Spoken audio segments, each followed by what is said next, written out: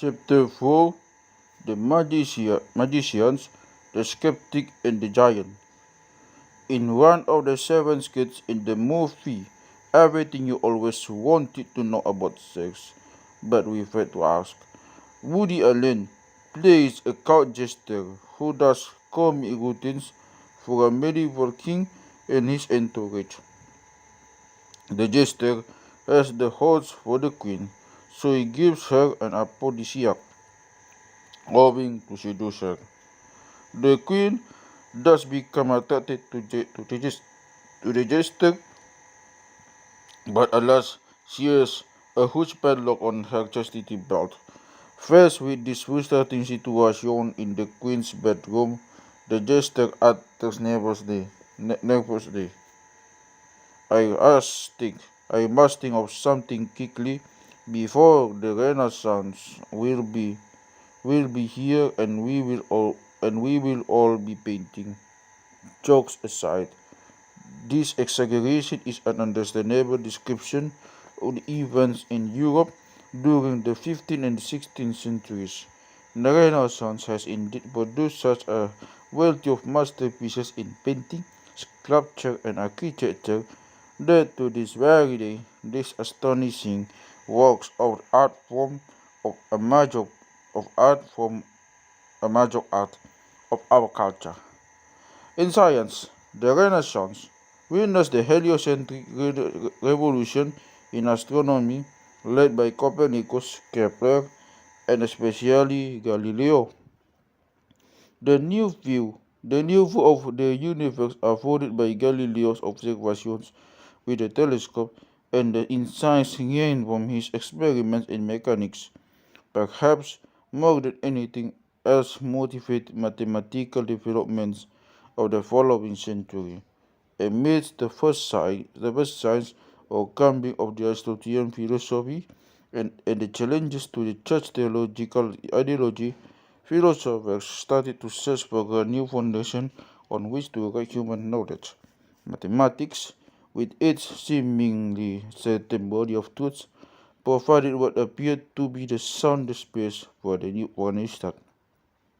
The man who embarked on the rather ambitious task of discovering a formula that would somehow discipline all rational thought and unify all knowledge, science, and ethics was a young French officer and gentleman named René Descartes. Furthermore, many regard Descartes' figure 21 as both the first great modern philosopher and the first modern biologist. When you add when you add to these impressive credentials the fact that English empiricist philosopher John Stuart Mill (1806 until 73) characterized one of Descartes' achievements in mathematics as the greatest single step ever made in the progress of the exact sciences, you begin to realize the immensity of Descartes' power of intellect. René Descartes, René Descartes was born on March 31, 1596 at La Haye, France. In honor of its most celebrated residents, the town was named La Haye Descartes in 1801, and since 1967 it is known simply as Descartes. Descartes. At the age of 8, Descartes entered the Jesuit College of Jesuit College of La Fleche, when he studied Latin, mathematics, classic sciences, and scholar philosophy until 1612. Because of his relatively fragile health, Descartes was excused from having to get up at the brutal hour from 5 a.m., and he was allowed to spend the morning hours in bed. Later in life, he continued to use the early part of the day for contemplation, and he once told the French mathematician Pascal that the only way for him to stay healthy and be productive was to never give it up before he felt comfortable doing so. As we shall soon see, this statement turned out to be tragically prophetic. After La Fleche, Descartes graduated from the University of Poitiers as a lawyer, but he never actually practiced law. Restless and eager to see the world, Descartes decided to join the army of Prince Maurice of Orange, which was then stationed at Breda in the United Provinces, the Netherlands. As accidental encounter in Breda was to become very significant in Descartes' intellectual development. According to the traditional story, while wandering in the streets, he suddenly saw a billboard that appeared to present a challenging problem in mathematics. Descartes asked the first passerby to translate the text from Hindi Dutch into either Latin or French. A few hours later, Descartes succeeded in solving the problem, thus convincing himself that he really had an aptitude for mathematics. The translator turned out to be none other than the Dutch mathematician and scientist Isaac Bigman, 1580 until 1637, whose influence on Descartes' psycho-mathematical investigations continued for years. The next 9 years saw Descartes alternating between the Halle Berry of Paris and service in the military corps of several armies. In Europe, in the throes of religious and political struggle and the commencement of the 30 Years' War, it was relatively easy for Descartes to find battles or matching battalions to join, be in Prague, Germany, or Transylvania. Nevertheless, throughout this period, he continued, as he put it, over years in the study of mathematics. November 10, 1619, Descartes experienced three dreams that not only had a dramatic effect on the rest of his life, but which also marked perhaps the beginning of the modern world. When later describing the event, Descartes says in, in one of his notes, I was filled with enthusiasm and discovered the foundation of a wonderful science. What, what were these influential dreams about? Actually, two were nightmares. In the first dreams, in the first dream, Descartes found himself caught in the turbulent whirlwind that revolved him violently on his left heel. He was also terrified by an endless sensation of falling down at each step. An old man appeared and attempted to present him with a melon from a foreign land. The second dream was yet another vision of horror. He was trapped in a room with ominous thunderclaps and sparks flying all around. In stark, in stark, in sharp contrast to the first two, the third dream was a picture of calm and meditation. As his eyes scanned the room, Descartes saw books appear and disappear on the table. They include an anthology of poems entitled Corpus Poetarum and an encyclopedia. He opened an anthology at random caught a glimpse of the opening line of a poem by 4th century Roman poet Ausonius. It read, "God vite sectable iter, what God shall in life, a man miraculously appeared out of the air and said another verse as at none, yes and no, or it is and it is not." Descartes wanted to show him the Ausonius verse, but the entire vision disappeared into nothingness. As is usually the case with dreams, their significance lies not so much in the actual content, which is often perplexing and bizarre, but in the interpretation the dreamer chooses to give them. In Descartes' case, the effect of these three enigmatic dreams was astounding.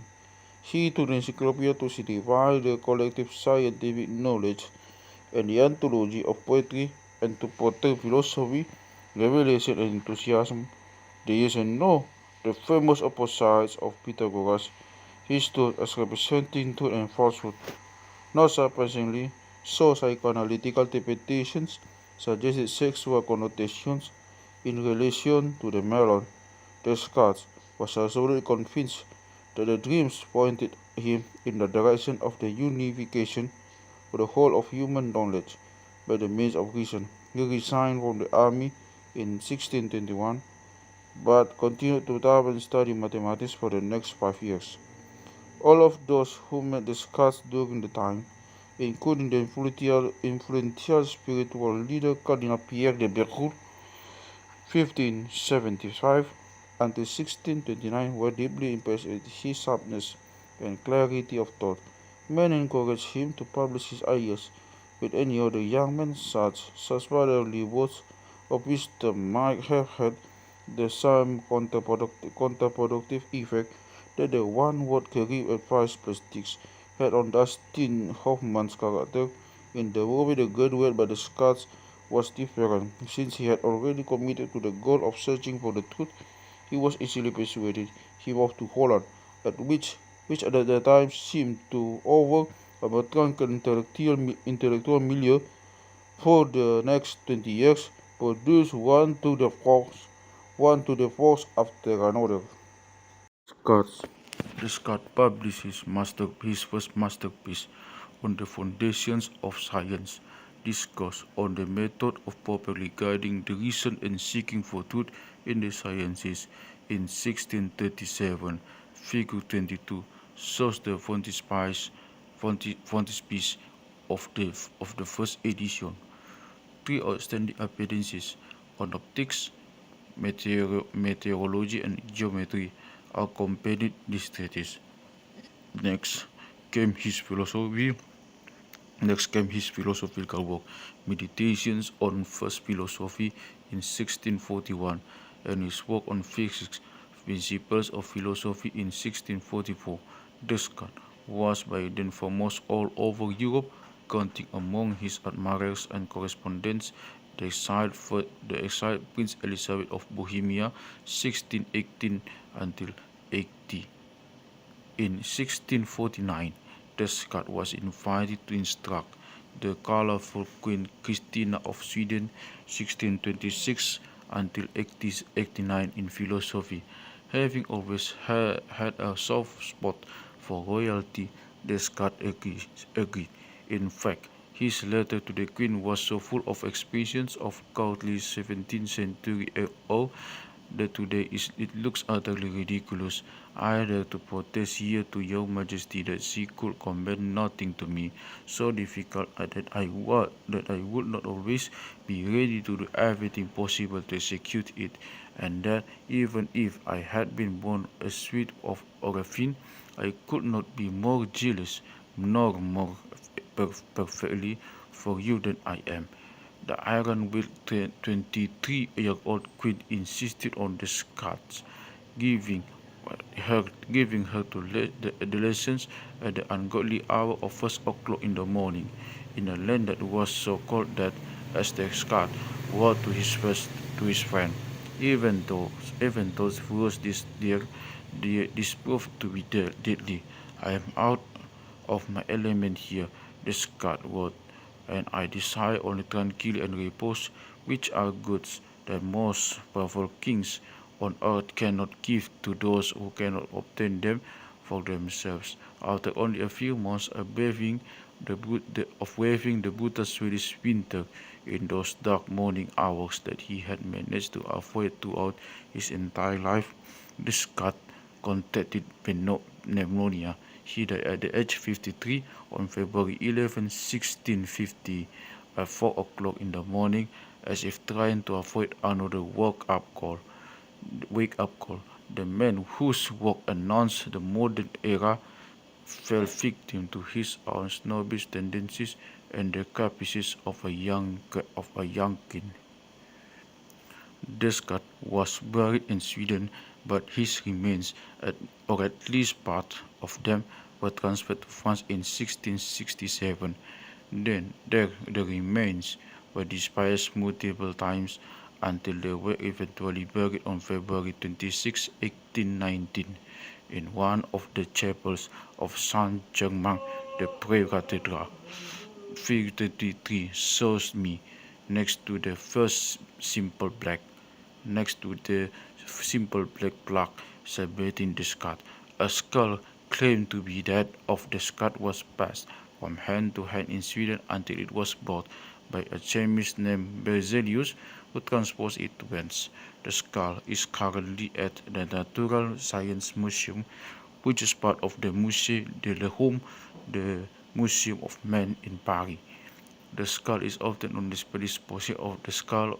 The skull is often on display opposite the skull of the of a Neanderthal man. A modern. The noun modern, when attached to a person, usually refers to those individuals who can converse comfortably with their 20th or by now 21st century professional peers. What makes Descartes too modern is the fact that he did to question all the philosophical and scientific assertions that were made before his time. He once noted that his education served only to advance his perplexity and to make him aware of his own ignorance.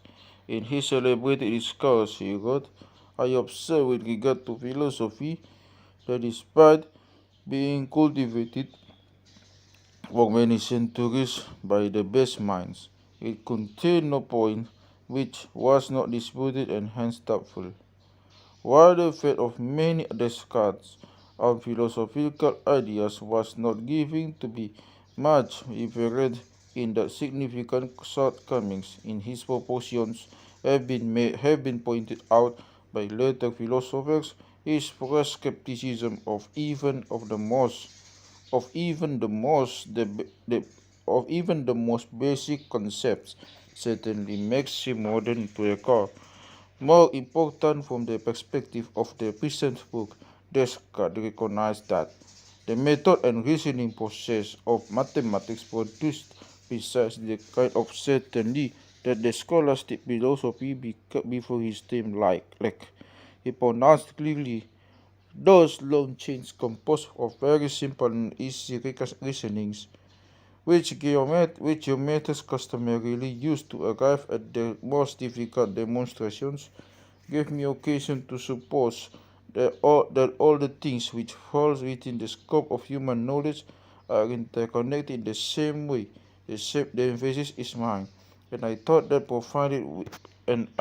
provided we refrain from accepting anything as true which is not, and always keep to the order required for deducing one thing for another, there can be nothing too remote to be reached in the end or too well hidden to be discovered.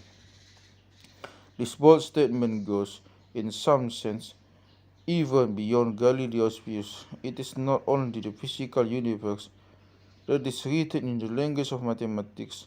All of human knowledge follow the logic of mathematics. In Descartes' words, the method of mathematics is a more powerful instrument of knowledge than any other that has been bequeathed to us by human agency as being the source of all others. One of Descartes' goals became, therefore, to demonstrate that the world of physics, which to him was a mathematical describable reality, could be depicted without having to rely on any of our often misleading sensory perceptions. He advocated that the mind should filter what the eye sees and turn the perceptions into ideas. After all, Descartes argued, there are no certain signs to distinguish between being awake and being asleep. But Descartes wondered if everything we perceive as reality could in fact be only dream.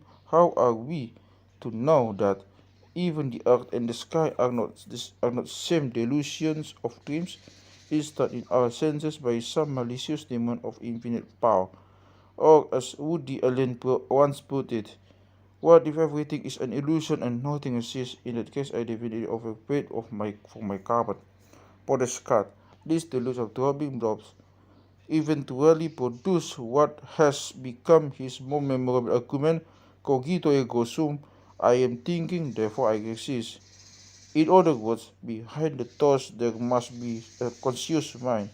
Paradoxically, perhaps the act of doubting cannot itself be doubted.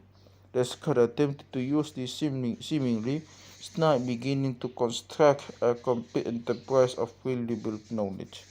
Whether it was in philosophy, optics, mechanics, medicine, embryology, or meteorology, Descartes tried his hand at it, at it all and achieved accomplishments of some significance in every one of his disciples. Still, in spite of his insistence on the human capacity to reason, Descartes did not believe that logic alone could uncover fundamental truths. Reaching essentially the same conclusion as Galileo, he noted, as for logic, its syllogisms and the majority of its other precepts are of a fail rather in the communication of what we already know than in the investigation of the unknown. Instead, throughout his hero endeavor to in fact establish the foundation of entire disciplines, Descartes attempted to use the principles that he had distilled from the mathematical method to ensure that he was proceeding on solid ground. He described these rigorous guidelines in his rules for the direction of the mind. He would start with truths about which he had no doubt similar to the axioms in Euclidean geometry. He would attempt to break up difficult problems into more manageable ones. He would proceed from the rudimentary to the intricate, and he would double check his entire procedure to satisfy himself that no potential solution has been ignored. Needless to say, even this carefully constructed, arduous process could not make Descartes' conclusion immune to error. In fact, even though Descartes is best known for his monumental breakthroughs in philosophy, his most enduring contributions have been in mathematics. I shall not concrete in particular on that one brilliantly simple idea that John Stuart Mill referred to as the greatest single step ever made in the progress of the exact sciences. The mathematics of a New York City map. Take a look on the 30th map of Manhattan in Figure 34. If you are standing at the corner of 34th Street and 8th Avenue and you have to meet someone at the corner of 15th Street and 5th Avenue, you will have no trouble finding your way, right?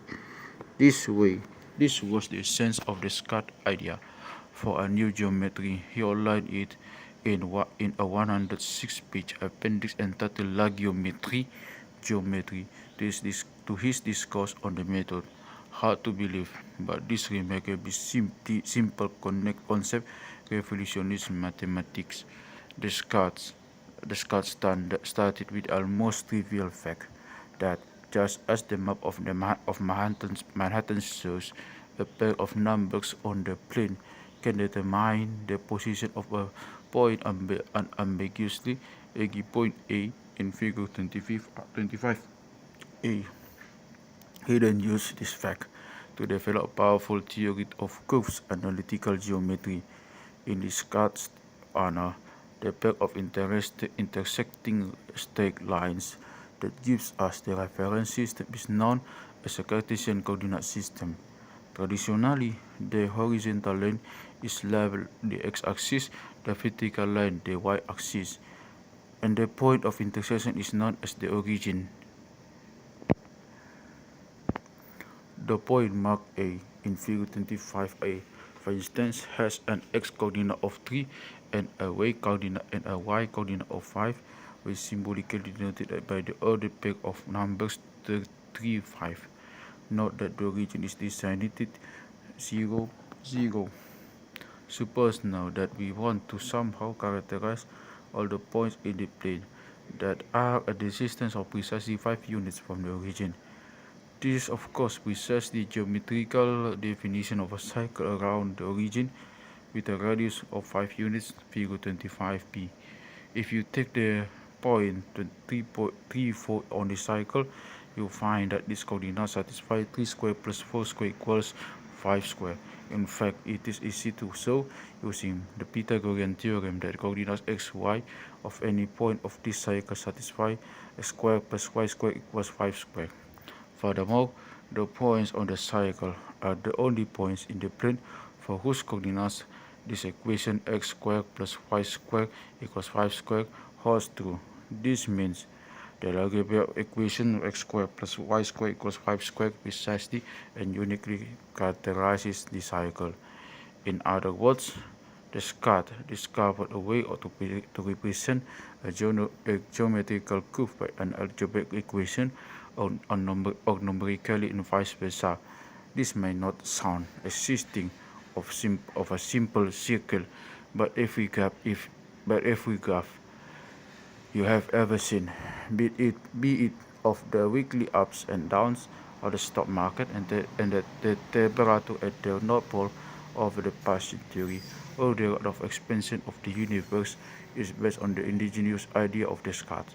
Suddenly, geometry and algebra were no longer two separate branches of mathematics, but rather two representations of the same truths. The equation describing a curve contains implicitly every imaginable property of the curve, including, for instance, all the theorems of Euclidean geometry. And this was not all. Descartes pointed out that different curves could be drawn on the same coordinate system, and that the points of intersection could be found simply by finding the solutions that are common to the respective algebraic equations. In this way, Descartes managed to exploit the strengths of algebra to correct for what he regarded as the disturbing shortcomings of classical geometry. For instance, Euclid defined a point as an entity that has no past and no magnitude. This rather obscure definition became forever obsolete once Descartes defined a point in the plane simply as the ordered pair of numbers x, y. But even this new insight were just the tip of the iceberg. If two quantities x and y can be related in such a way that for every value of x there corresponds a unique value of y, then they constitute what is known as a function, and functions are truly ubiquitous. Whether you are monitoring your daily weight while on the diet, the health of your child, on consecutive birthdays, or the dependence of your car's gas mileage, on the speed at which you drive, the data can all be represented by functions.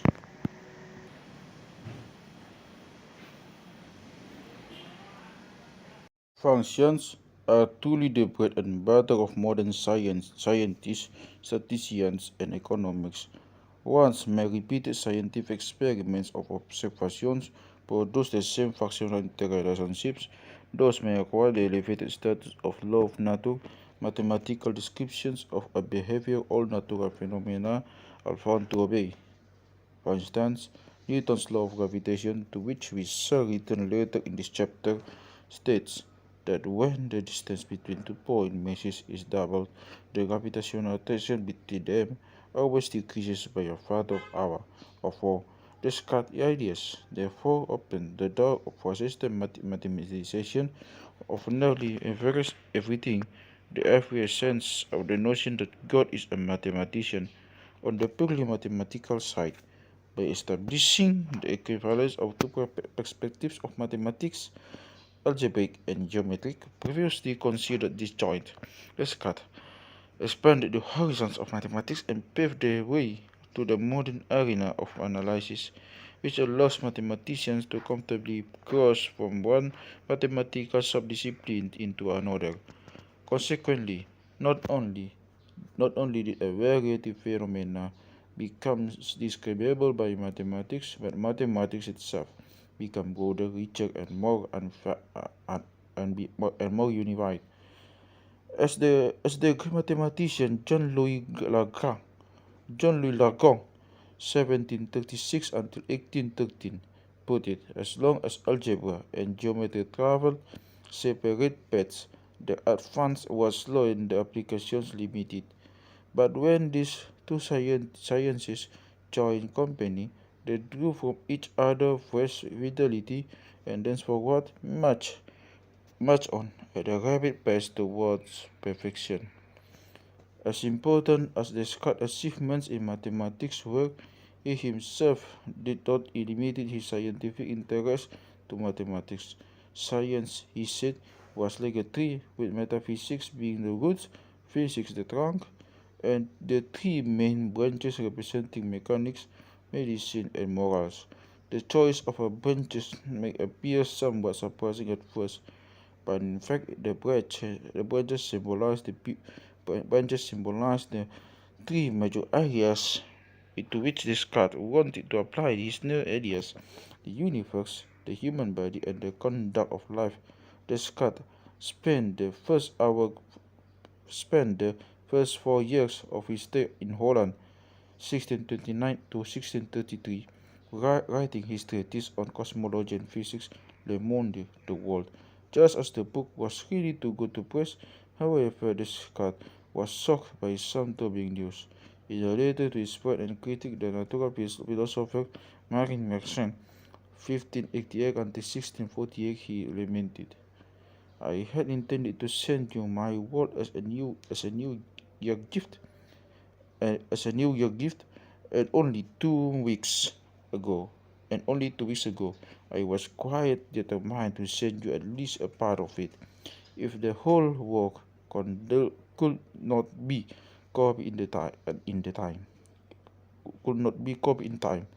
But I have to say that in the meantime, I took the trouble to inquire in Leiden and Amsterdam whether Galileo's world system was available, for I thought I had heard that it was published in Italy last year. I was told that it had indeed been published, but that all the copies had immediately been burned at Rome, and that Galileo had been convicted and fined.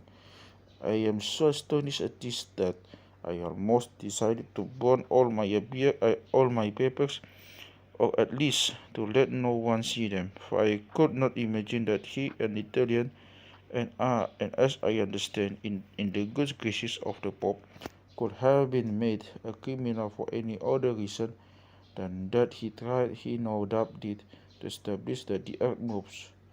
I know that some cardinals has already changed this view, but I thought I had heard it said that all the same it was taught publicly in Rome. I must admit that if the view is false, so too are the entire foundations of my philosophy, my emphasis, for it can be demonstrated from them quite clearly, and it is so closely interwoven in every part of my treatise that I could not remove it without rendering the whole work defective. But for all the world, I did not want to publish a discourse in which a single word could be found that the Church will have disapproved of, so I prefer to suppose it rather than to publish it in a mutilated form. Descartes has indeed abandoned the world. The incomplete manuscript was eventually published in 1664, but he did incorporate most of the results in his Principles of Philosophy, which appeared in 1644. In the systematic discourse, Descartes presented his laws of nature and his theory of vortices. Two of his laws closely resemble Newton's famous first and second laws of motion, but the others were in fact incorrect. The theory of vortices assumed that the sun was at the center of a whirlpool created in the continuous cosmic matter. The planets were supposed to be swept around this vortex like leaves in an eddy formed in the flow of a river. In turn, the planets were assumed to form their own secondary vortices that carry the satellite around.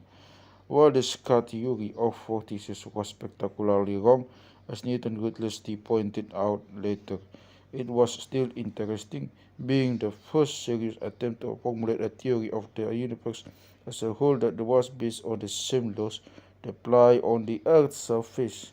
In other words, to Descartes, there was no difference between terrestrial and celestial phenomena. The Earth was part of a universe that obeyed uniform physical laws. Unfortunately, Descartes ignored his own principle in his own principles in constructing a detailed theory that was based neither on self-consistent mathematics nor on observations. Nevertheless, Descartes' scenario in which the sun, the planets somehow disturb the smooth universal matter around them contained some elements that much later become the constant of Einstein's theory of gravity. In Einstein's theory, in Einstein's theory of general relativity, gravity is not some mysterious force that acts across the vast distances of space. Rather, massive bodies, such as the sun, wrap the space in their vicinity just as a bowling ball would cause a trampoline to sag. The brothers then simply follow the shortest possible path in this wrapped space.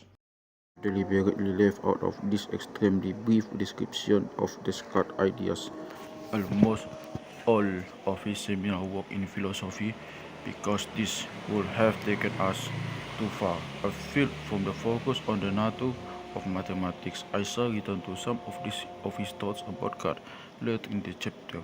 I can refrain, however, from including the following amusing commentary that was written by the British mathematician Walter William Roseball, 1850 until 1925, in 1908.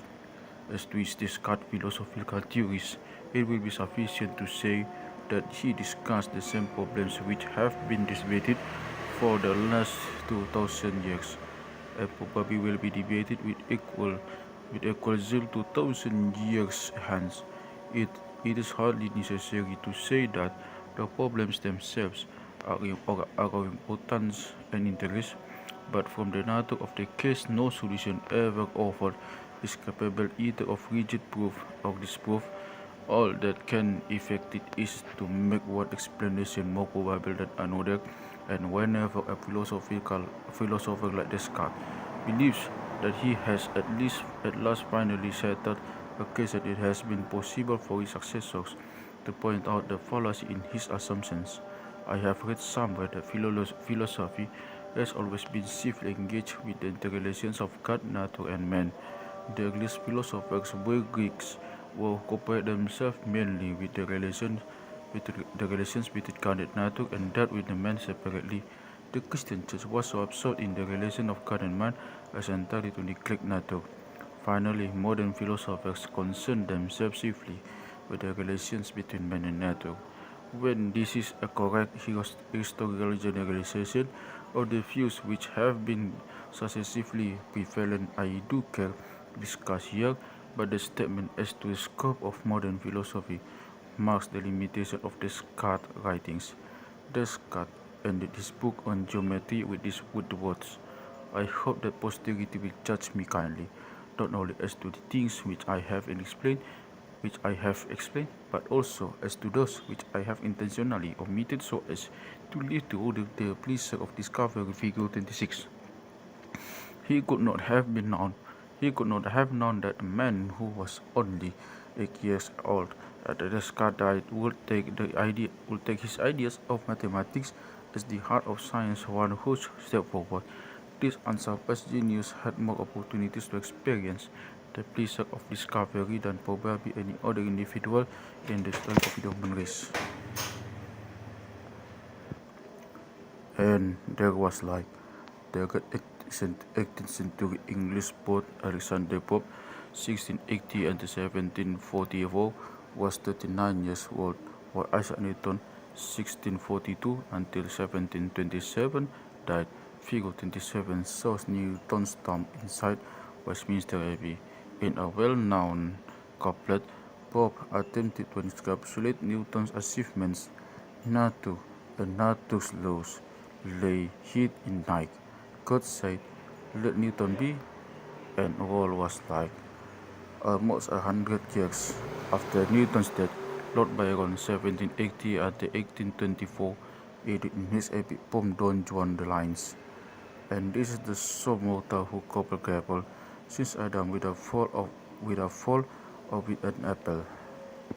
To the generations of scientists that succeeded him, Newton indeed was and remains a figure of legendary proportions, even if one disregards the myths. Newton's famous quote, "If I have sinned further, it is by standing on ye shoulders of giants," is often presented as a model for the generosity and humility that scientists are expected to display about their greatest discoveries. Actually, Newton may have written that phrase as a subtly veiled sarcastic response to a letter from the person whom he regarded as his chief scientific nemesis, the prolific physicist and biologist Robert Hooke, 1635 until 1703. Hooke had accused Newton on several occasions of stealing his own ideas, first on the theory of light and later on gravity. On January 20, 1676, Hooke adopted a more conciliatory tone, and in a personal letter to Newton he declared, "Your designs, your designs and mine concerning concerning the theory of light, I suppose I suppose aim both at the same thing, which is discovery, which is the discovery of truth, and I suppose we can both endure to hear objections." Newton decided to play the same game. In his reply to Hooke's letter dated February 5, 1676, he wrote, "What Descartes did, what Descartes did, what Descartes did was a good step referring to Descartes' ideas on light.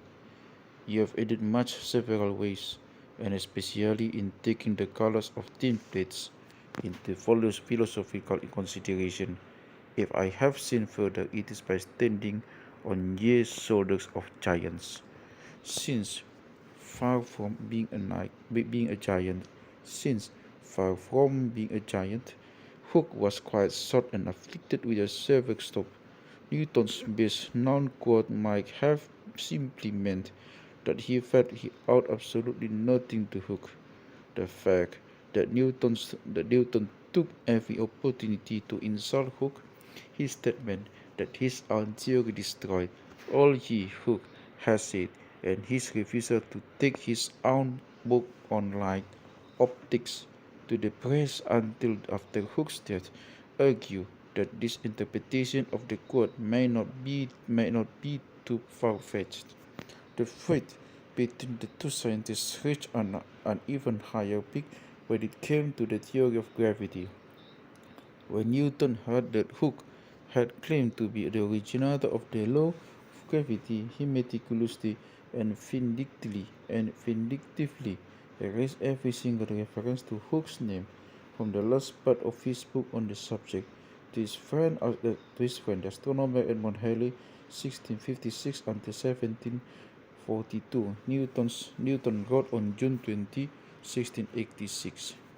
He, Hooke, should rather have excused himself by reason of his inability for discipline by his words. He knew not how to go about it. Now is not this very fine mathematicians that find out, settle, and do all the business must content themselves with being nothing but dry calculators and drudges, and another that does nothing but pretend and grasps at all things must carry away all the inventions, as well of those that were to follow him as one of those that went before. Newton makes it abundantly clear here why he thought that Hooke did not deserve any credit. He could not formulate his ideas in the language of mathematics. Indeed, the quality that made Newton's theories truly stand out, the inherent characteristic that turned them into inevitable laws of nature, was precisely the fact that they were all expressed as crystal clear, self-consistent mathematical relations. By comparison, Hooke's theoretical ideas, as ingenious as they were in many cases, look like nothing but a collection of hunches, conjectures, and speculations. Incidentally, the handwritten minutes of the Royal Society from 1661 until to 1682, which were for a long time considered lost, suddenly surfaced in February 2006. The parchment, which contains more than 520 pages of script penned by Robert Hooke himself, was found in a house in Hampshire, England, where it is thought to have been stored in a cupboard for about 50 years. Minutes for December 16, 79, 1679 described correspondence between Hooke and Newton in which they discussed an experiment to confirm the rotation of the Earth. Returning to Newton's scientific masterstroke, Newton took Descartes' conception that the cosmos can be described by mathematics and turned it into a working reality. In the preface to his monumental work, The Mathematical Principles of Natural Philosophy, in Latin Philosophiae Naturalis Principia Mathematica, commonly known as Principia, he declared, we offer this work as the mathematical principles of philosophy, for the whole burden of philosophy seems to consist in this, from the phenomena of motions to investigate the forces of nature, and then from these forces to demonstrate the other phenomena, and to this end the general propositions in the first and second books are directed. In the third book, we give an example of this in the explication of the system of the world, for by the propositions mathematically demonstrated in the former books. In the third, we derive from the celestial phenomena the force of gravity with which bodies tend to the sun and the several planets. Then, from these forces, by other propositions which are also the mathematical, we deduce the motions of planets, the comets, the moon, and the sea. When we realize that Newton would accomplish in Principia everything he promised in the preface, the only possible reaction is wow, Newton's innuendo of superiority to Descartes' work was also unmistakable. He chose the title of his book to read Mathematical Principles as opposed to Descartes' Principles of Philosophy. Newton adopted the same mathematical reasoning and methodology even in his more experimentally based book on light optics. He starts the book hypothesis, but to propose and prove them by reason and experiments, in order to which I subpremise the following definitions and axioms.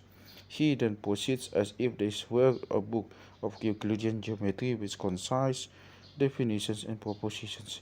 Then in the book's conclusion, Newton added for the further emphasis, as in mathematics, so in natural philosophy, the investigation of difficult things by method of analysis, or even to proceed the method of the composition.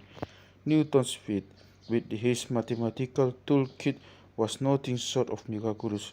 This genius, who by a historical coincidence was born in exactly the same year in which Galileo died, formulated the fundamental laws of mechanics, deciphered the laws describing planetary motion, erected the theoretical basis for the phenomena of light and color, and founded the study of differential in integral calculus.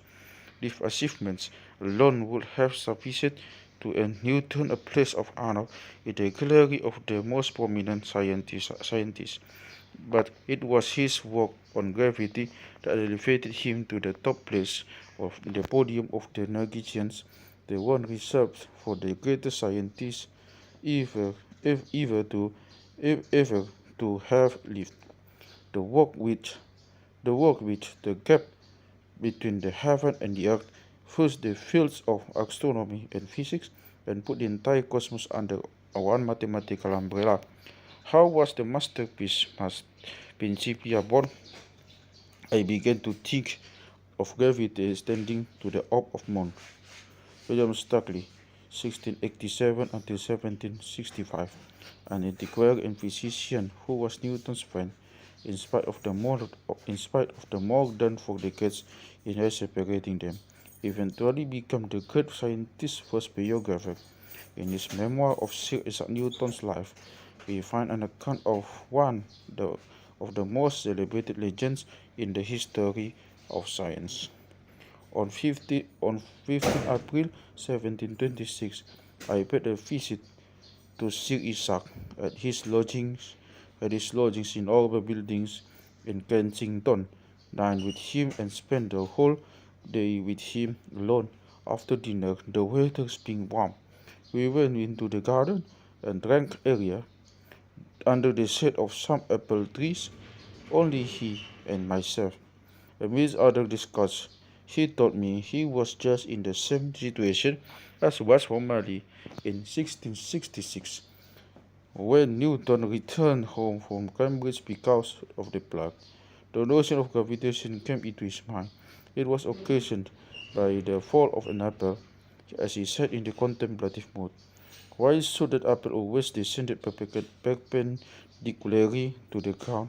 Thought he to himself. Why should it not go sideways on up or upwards, but constantly to the earth centers? Assuredly, the reason is that the earth draws it.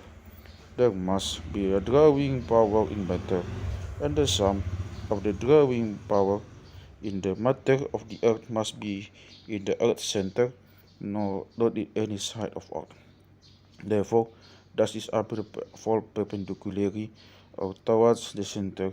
If matter thus draws matter, it must be in proportion of its quantity. Therefore, the apple draws the earth, as well as the earth draws the apple.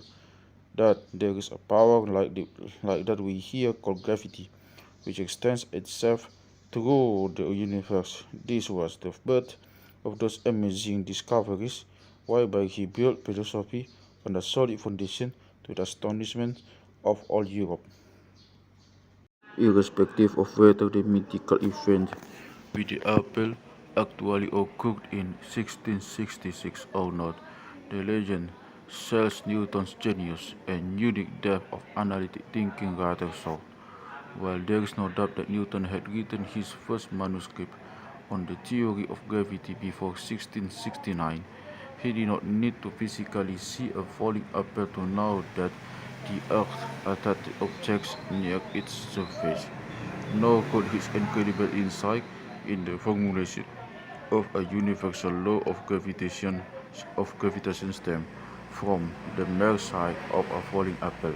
In fact, there are some indications that the few crucial concepts that Newton needed to be able to enunciate a universally acting gravitational force were only conceived as late as 1684 until 85. An idea of this magnitude is so rare in the annals of science that even someone with a phenomenal mind, such as Newton, had to arrive at it through a long series of intellectual steps. It may it may have all started in Newton's youth, with his less than perfect encounter with Euclid's massive treatise on geometry, the elements. According to Newton's own testimony, he first read only the titles of the propositions. Since he found this easy to understand that he wondered how anybody would amuse themselves to write the demonstrations of them.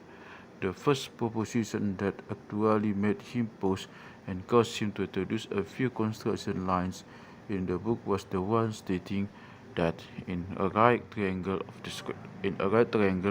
the square of the hypotenuse is equal to the squares of the two other sides. The Pythagorean theorem. Some surprising perhaps, even though Newton did a real, even though Newton did read a few books on mathematics while at Trinity College in Cambridge, he did not read many of the works that were already available at the time. Evidently, he didn't need to.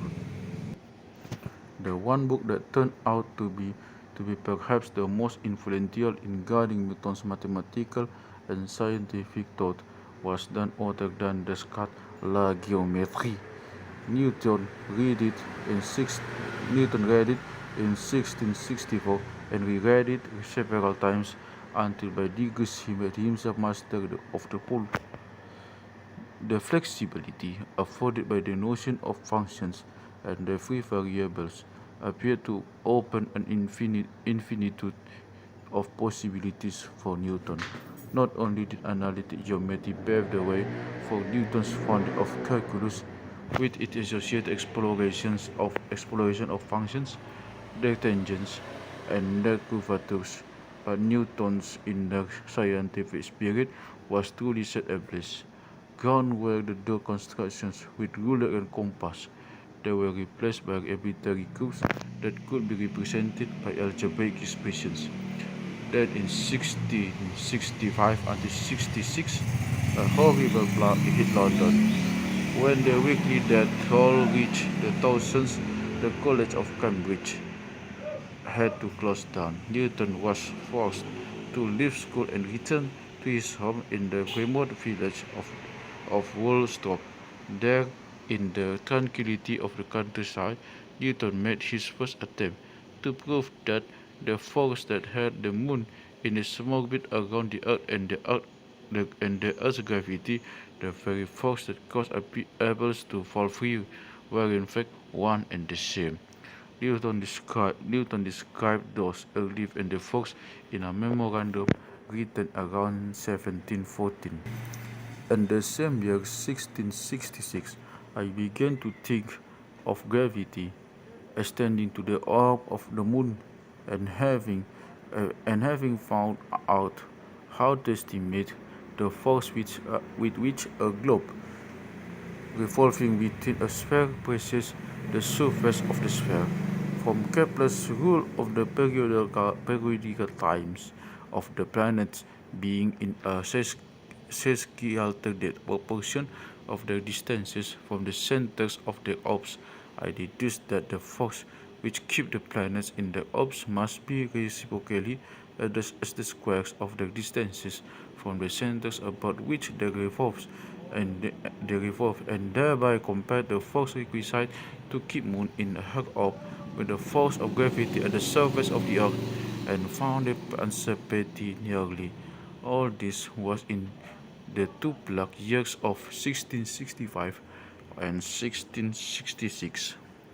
For in those years I was in the prime of my age for invention and minded mathematics and philosophy more than at any time since.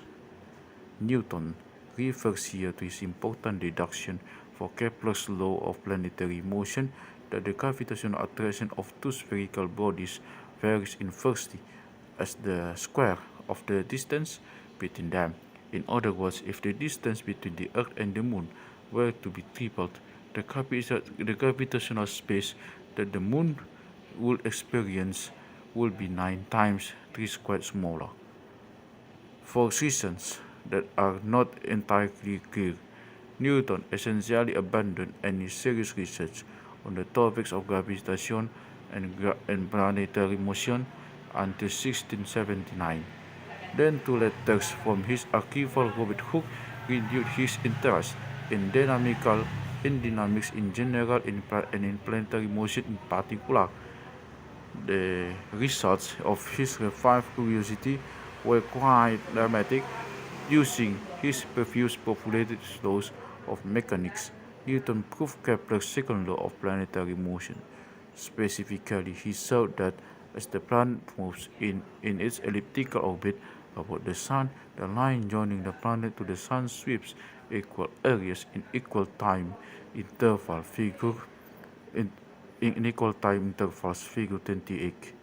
He also proved that for a body revolving in an ellipse, the law of attraction directed to a focus of ellipse is inversely as the square of the distance. These were important milestones on the road to Principia. Halley came to visit Newton in Cambridge in the spring of summer of 1684. For some time, Halley had been discussing Kepler's laws of planetary motion with Hooke and with the renowned architect Christopher Wren, 1632 until 1723. At these coffee house conversations, both Hooke and Wren claimed to have deduced the inverse square law of gravity some years earlier, but both were also unable to construct a complete new mathematical theory out of this deduction. Halley decided to ask Newton the crucial question: did he know what would be the shape of the orbit of a planet acted upon by an attractive force varying as an inverse square law? To his astonishment, Newton answered that he had proved some years earlier that the orbit would be an ellipse. The mathematician Abraham de Moivre, 1667 until 1754, tells the story in a memorandum from which a page is shown in Figure 29. In 1684, Dr. Dr. Halley came to visit him Newton at Cambridge. After they had been some time together, the doctor asked him what he thought the curve would be that would be that would be described by the planets, supposing the force of attraction towards the sun to be reciprocal to the sun to the square of the distance from it. Sir Isaac Newton Sir Isaac replied immediately that it would be an ellipse. The doctor, struck with joy and amazement, after asked him how he knew it. Why, said he, Newton, I have calculated it. Whereupon Dr. Halley asked him for his calculation without any further delay. Sir Isaac Newton looked among his papers but could not find it, but he promised him to renew it and send it. Halley, indeed, came to visit Newton again in November 1684. Between the two visits, Newton worked frantically. The Murphy gives us a brief description. Sir Isaac, in order to make good his promise, fell to work again, but he could not come to that conclusion which he thought he had before examined with care. However, attempted a new way which, though lower than the first, brought him again to his former conclusion. Then he examined carefully what might be the reason why the calculation he had undertaken before did not prove right, and he made both his calculations agree together.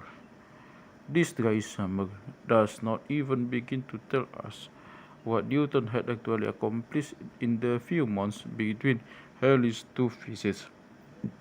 He wrote an entire treatise, De Motu Corporum Ingerum, the motion of revolving bodies, in which he proved most aspects of bodies moving in circular or elliptical orbits, proved that all of Kepler's laws, and even solved for the motion of a particle moving in a resisting medium such as air.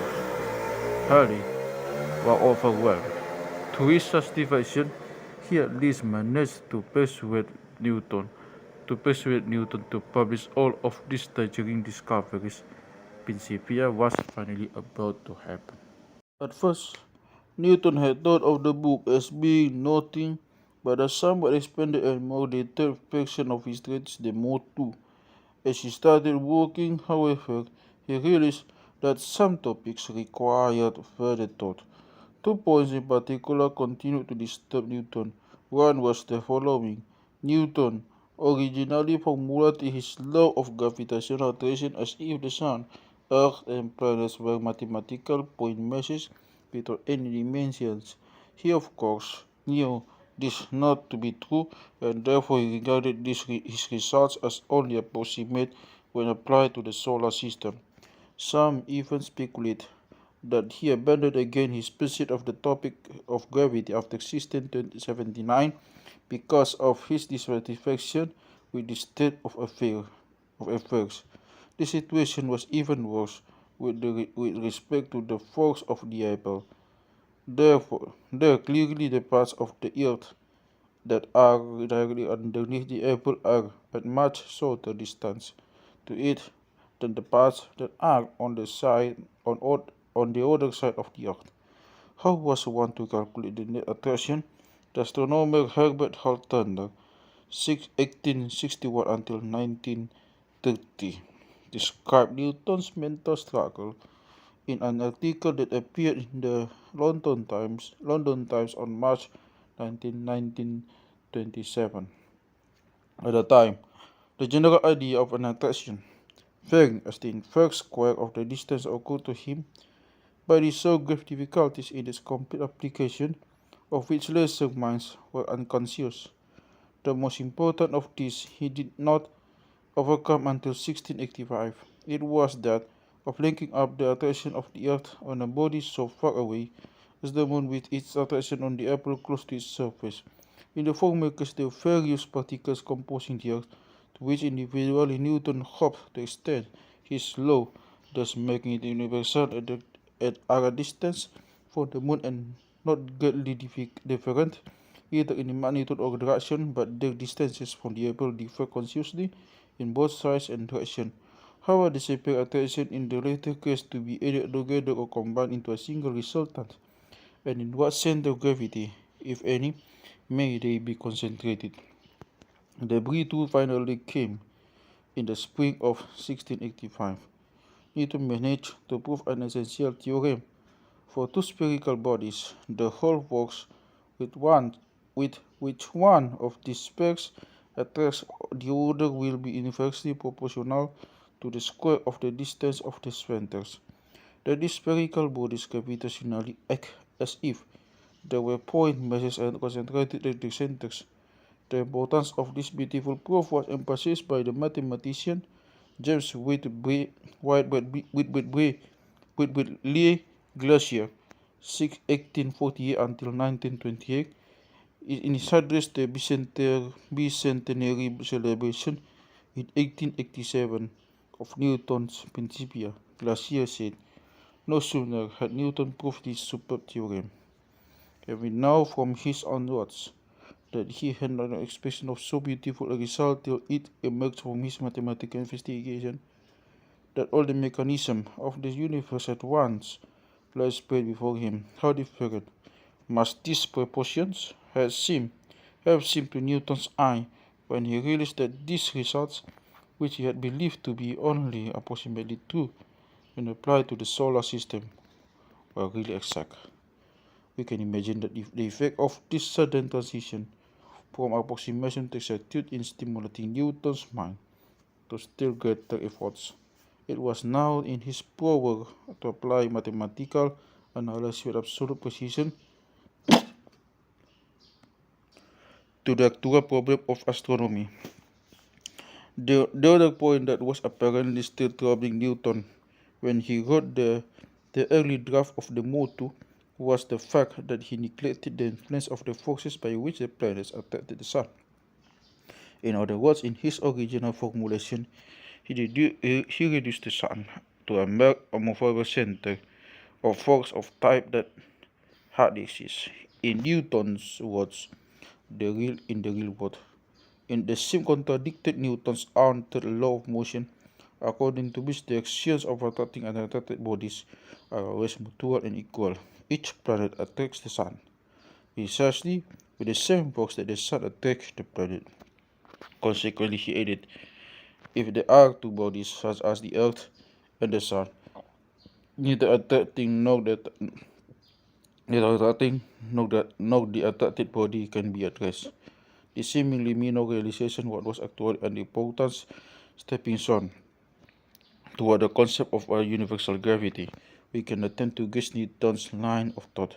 If the Sun pulled the Earth, then the Earth must also pull the Sun with equal strength. That is, the Earth does not simply orbit the Sun, but rather they both revolve around the mutual center of gravity.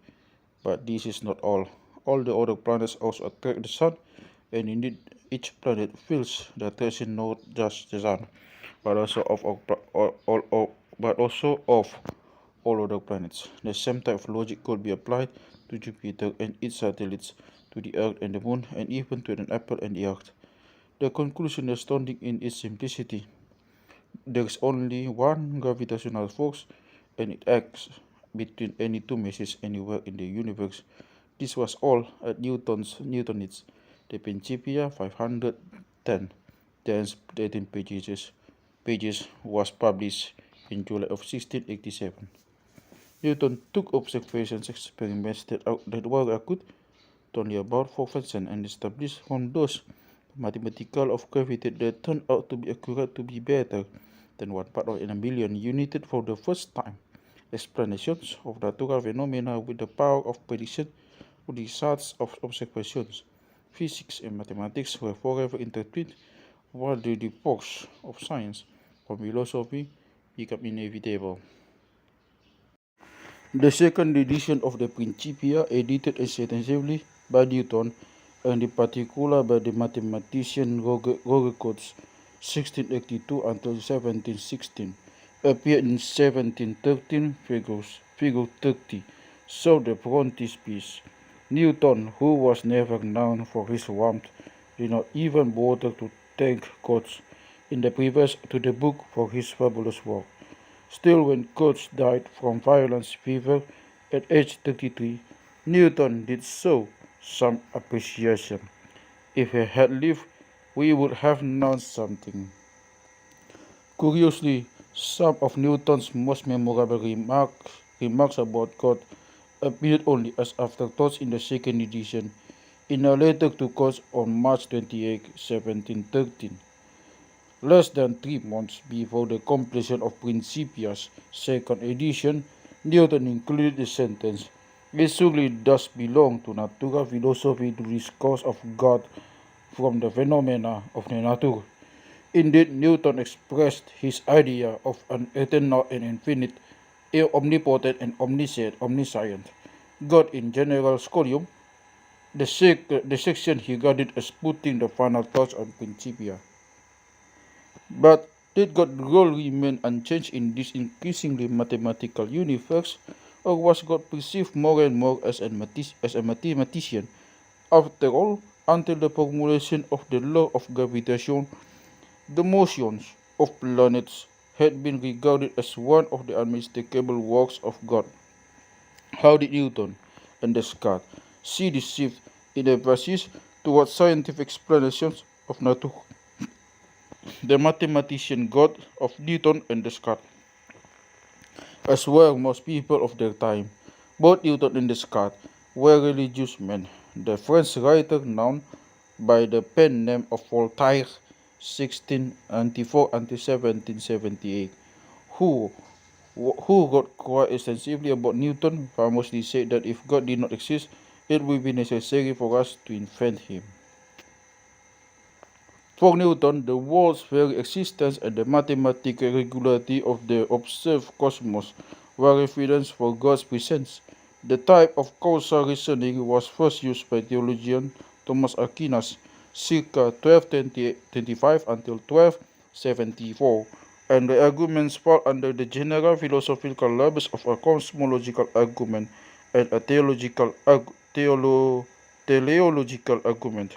Put simply, the cosmological argument claims that since the physical world had to come into existence somehow, there must be a first cause, namely a creator God. The teleological argument, or the argument from design, attempts to foundless evidence from God's existence from the apparent design of the world. Here are Newton's thoughts. As expressed in Principia, this most beautiful system of the sun, planets, and comets could only proceed from the concept and dominion of an intelligent and powerful being, and if the fixed stars and the centers of the order-like systems, this being formed by the likewise council must be all subject to the dominion of one. The validity of the cosmological, theological, and similar arguments as proof for God's existence has been the subject of debate among philosophers for centuries. My personal impression has always been that theists don't need these arguments to be convinced, and atheists are not persuaded by them. Newton added yet another twist based on the universality of his laws. He regarded the fact that the entire cosmos is governed by the same laws and appeared to be stable as further evidence for God's guiding hand, especially since the light of the fixed stars is of the same nature, emphasis aided with the light of the sun, and from every system like basis into all other systems, unless the systems of the fixed stars should, by the gravity, fall on each other mutually. He had placed these systems at immense distance one from another. In his book Optics, Newton made it clear that he did not believe that the laws of nature by themselves were sufficient to explain the universe's existence. God was the creator and sustainer of all the atoms that make up the cosmic matter. For it became him, God, who created them, the atoms, to set them in order. And if he did so, it is unphilosophical to seek for any other origin of the world, or to pretend that it might arise out of a chaos by the mere of laws of nature. In other words, to Newton, God was a mathematician among other things, not just a figure of speech, but almost literally. The creator God brought into existence a physical world that was governed by mathematical laws. Being much more philosophically inclined than Newton, Descartes had been extremely preoccupied with proving God's existence. To him, the road from the certainty in our own existence, I am thinking, therefore I exist, to our ability to construct the tapestry of objective science, had to pass through an unsellable proof for the existence for a supremely perfect God. This God, he argued, was the ultimate source of all truth and the only guarantor of the reliability of human reasoning. This suspiciously circular argument, known as the Cartesian cycle, was already criticized during Descartes' time, especially by the French philosopher, theologian, and mathematician Antoine Carnot, 1612 until 94. Arnaud posed a question that was devastating in its simplicity. If we need to prove God's existence in order to guarantee the validity of the human thought process, how can we trust the proof which is in itself a product of the human mind? While Descartes did make some desperate attempts to escape from this vicious reasoning cycle, many of the philosophers who followed him did not find his efforts particularly convincing.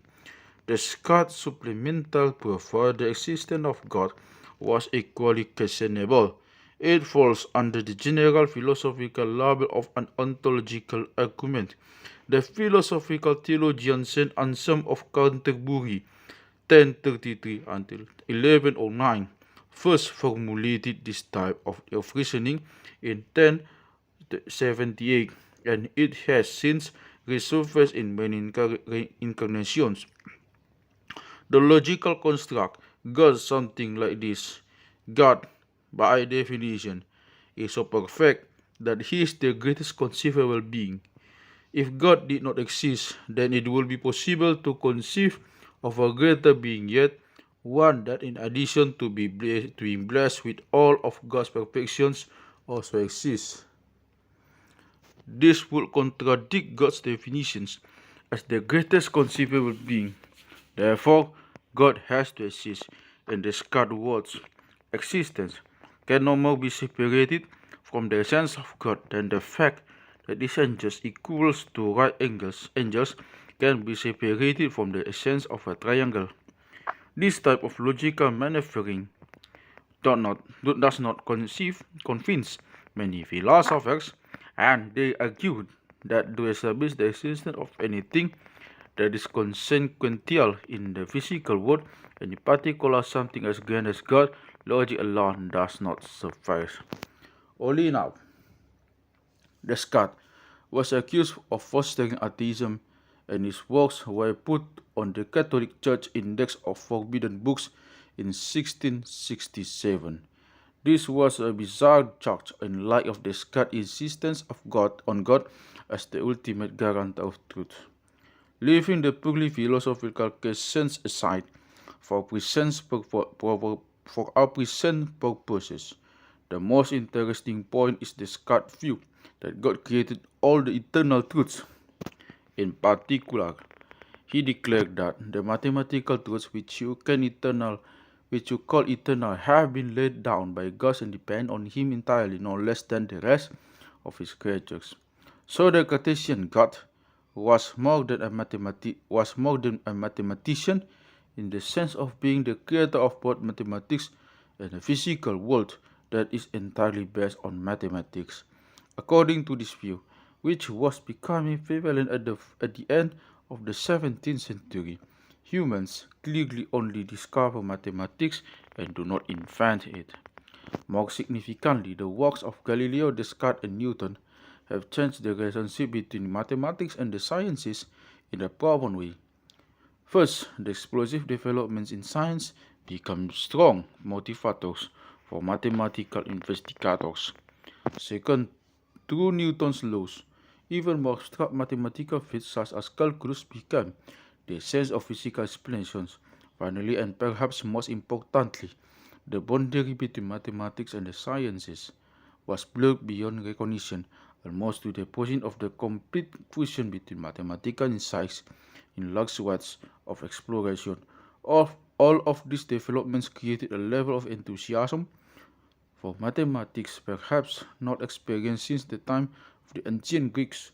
Mathematicians felt that the world was theirs to conquer and that it offered unlimited potential for discovery.